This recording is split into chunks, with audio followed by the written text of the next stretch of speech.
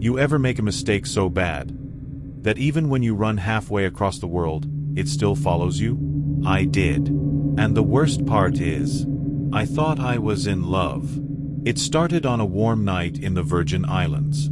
I remember it so clearly, because that's the night I met him. I was out with some friends at a small bar near the beach, laughing, dancing, just having fun. And that's when I saw him walk in. Tall, smooth, confident. He was exactly my type. He came right up to me, and we started talking. His voice, like honey. The way he looked at me, like I was the only girl in the world.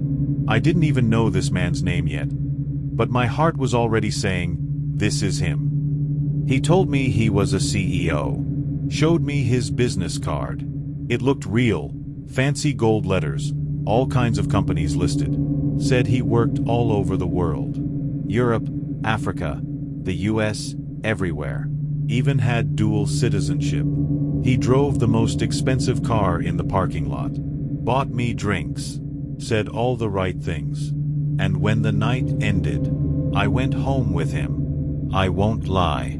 It was the best I ever had. The way he touched me, the way he spoke to me, I felt like I was living in a dream. I told myself right then, this man is mine. We started seeing each other a lot. Every day. Every night. It felt like a fairy tale, until one night, everything changed. He went to the bathroom and left his phone on the bed. Unlocked. I know I shouldn't have looked, but something told me to. What I saw. He had a wife.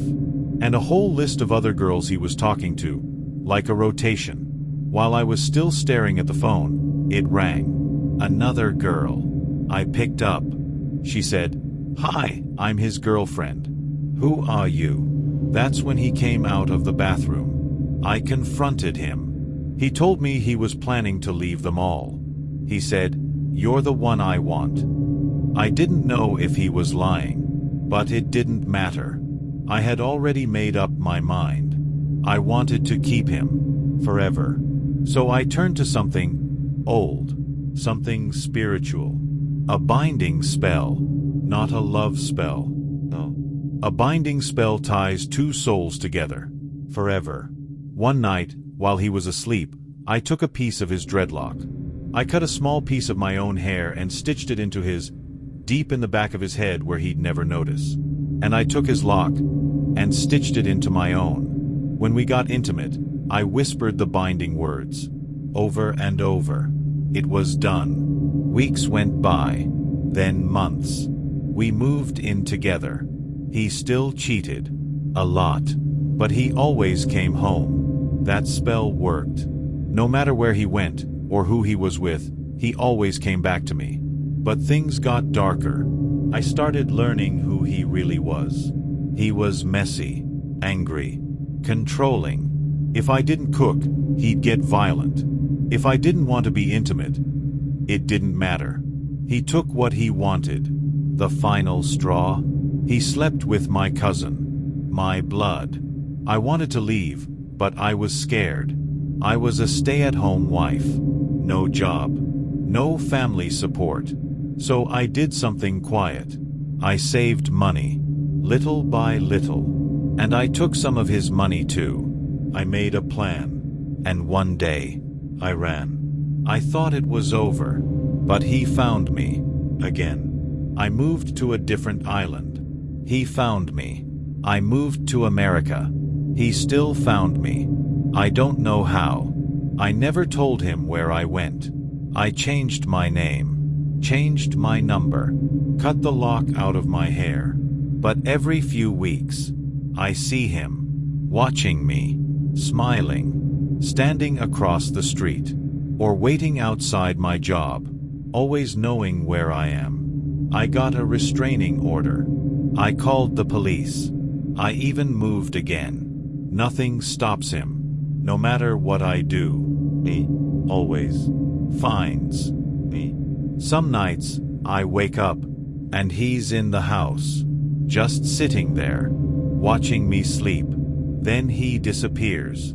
I've asked priests, pastors, elders. They all say the same thing. The spell is still active. Even though I broke the lock. Even though I left him. I tied my soul to his. And now, I can't untie it. So if you're thinking of doing a binding spell, don't. You might keep someone in your life. But you might also bring a nightmare into your soul. Forever. I still get goosebumps when I talk about this. Even now, I don't know what happened, or who was involved. My name is Anna. I live in the city, but my boyfriend stays deep in the countryside, in the eastern region of Ghana. His house is surrounded by trees, nothing but thick forest all around. The nearest neighbor is so far, you can't even see their house. Just trees, silence, and more trees. We don't get to see each other often, so for my birthday, I decided to spend the weekend with him and his family. It was a simple night. We had a small celebration. Nothing wild. Some food, some music, a little cake. Everyone was kind. It felt peaceful. Around 2 a.m., we all decided to go to bed.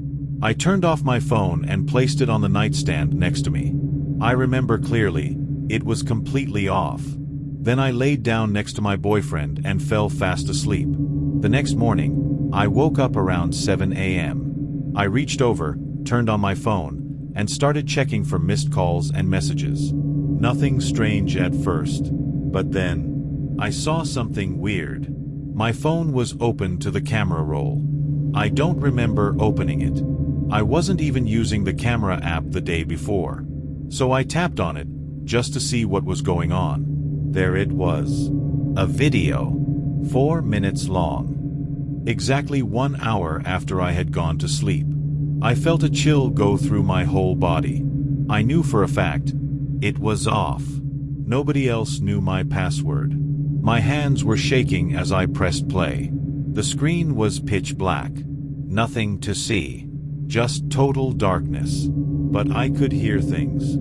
Snoring. It was me and my boyfriend. We were asleep. In the background, I could also hear the ceiling fan turning steadily. The soft hum of the night. But nothing else. No voices. No footsteps. Just us sleeping. Recorded at 3 a.m. I couldn't understand it. My phone had been turned off. It was also full. I didn't even have space to save photos. The day before, I had tried to take a picture of a butterfly and my phone said, "Storage full." So how in the world could it record a 4-minute video? I went cold. I looked around the room. Everything looked the same. The phone was still on the nightstand where I left it. The windows were closed. The door was locked. Nobody else came into the room. I would have known. And yet, that video existed. It wasn't a butt dial. It wasn't a glitch. Someone, or something, had recorded us sleeping. The silence in the video felt too silent. Like something was there, hiding in the dark, watching. I didn't tell anyone right away.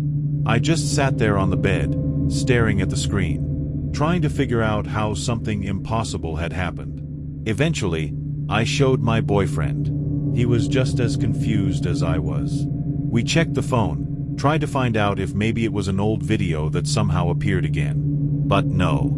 The file was new, dated and stamped right there. 3 a.m. He swore he didn't touch my phone, and I believe him. To this day, I have no explanation. I deleted the video after a few days. I was too scared to keep it. But sometimes, when I think about that night, I wonder, what if it wasn't just a random video? What if something was standing in that room, watching us? What if the darkness in the video wasn't empty at all? I keep telling myself it was nothing. Maybe my phone just glitched. Maybe it turned on by itself, found some hidden space, opened the camera, entered the password. No, that makes no sense. Phones don't do that. People do. Or things that pretend to be people. The countryside is quiet. Too quiet. And sometimes, in the middle of that silence, you realize you're not alone. You can be sleeping peacefully, thinking the world is safe. But something could be standing right beside you, watching, listening, recording, and you'll never know until it's too late. Whatever it was. I hope it never comes back. But I'll never forget the night my phone showed me a video I never took.